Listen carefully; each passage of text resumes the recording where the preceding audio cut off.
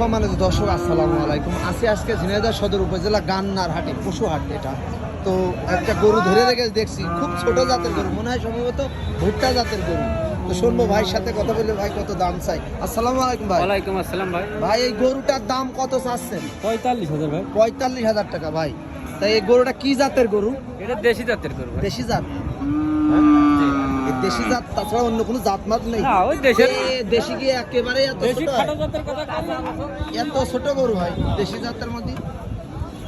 সম্মানিত দর্শক, ছোট জাতের গরু আমার মনে হয় 1 মণ গোস্ত হবে না। আরে ভাই না, বেশি হবে না।